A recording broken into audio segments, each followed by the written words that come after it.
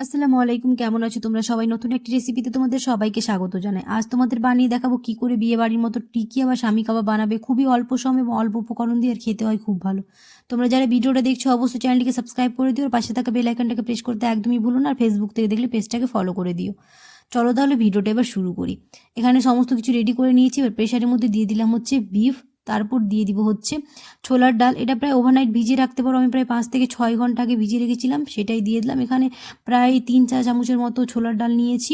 তারপর দিয়ে দিব হচ্ছে পেঁয়াজ, একটা পেঁয়াজ কুচি করে কেটে রেখেছিলাম সেটা দিয়ে দিলাম। এবার দিয়ে দিব হচ্ছে 1 চা চামচ হলুদ গুঁড়ো আর 1 চা চামচ ধনে গুঁড়ো।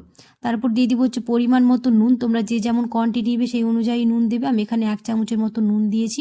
তারপর দিয়ে দিব হচ্ছে সব গোটা মশলা, রসুন, আদা, গোটা ধনে, গোটা জিরে, শাহি জিরে, শুকনো লঙ্কা, গোলমরিচ, তেজপাতা, দারচিনি, লবঙ্গ, এলাচ আর জায়ত্রী।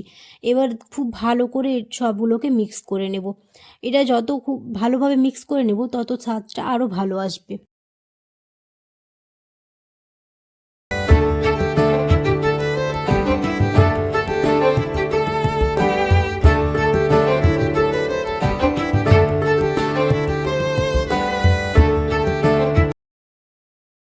এবার দিয়ে দিব পরিমাণ মতো জল, আর 5টা সিটি দিয়ে দিলেই হয়ে যাবে আমাদের সেদ্ধ। তোমরা অনেকেই আছো ভিডিও দেখে চলে যাচ্ছ, সাবস্ক্রাইব করো না, অবশ্যই সাবস্ক্রাইব করে দিও আর পাশে থাকা বেল আইকনটাকে প্রেস করতে একদমই ভুলো না সময় মতো নোটিফিকেশান পাওয়ার জন্য। আর যদি ভিডিওটা ভালো লেগে থাকে তাহলে অবশ্যই একটা লাইক করে দিও।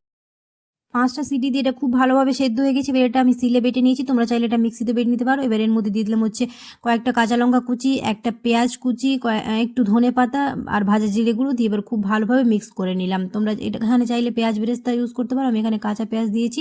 পেঁয়াজ বেরেস্তা ইউজ করলে এটা অনেক দিন ধরে ফ্রোজেন করে রাখতে পারো তোমরা। তার মধ্যে দিলাম হচ্ছে একটা গোটা ডিম আর দিলাম হচ্ছে ব্রেড কাম দেওয়ার পর এটা খুব ক্রিস্পি হবে, দিয়ে খুব ভালোভাবে মেখে নিয়েছি। এবার দিয়ে দিব হচ্ছে 1 চামচের মতো পাতি লেবুর রস, এটা দিলে খুব ভালো স্বাদ আসবে। দিয়ে এবার খুব ভালো করে আবার মিক্স করে নেব।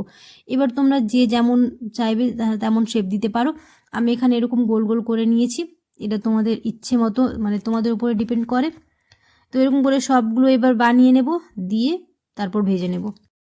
সবগুলো বানানো হয়ে গেছে, ওইদিকে তেল গরম হয়ে এসেছে। এবার এক এক করে সবগুলো ভেজে নেব। আর দেখতেই পাচ্ছ কতটা লোভনীয় লাগছে, আর অবশ্যই তোমরা এরকম করে ট্রাই করো। চলো তাহলে ভিডিওটা যে আমি এখানে শেষ করছি। কেমন হয়েছে রেসিপিটা অবশ্যই কমেন্টে জানিয়ে। দেখা হবে খুব শীঘ্রই পরে একটি নতুন রেসিপিতে। আল্লাহ হাফেজ। আর দেখতেই পাচ্ছ কতটা লোভনীয় লাগছে।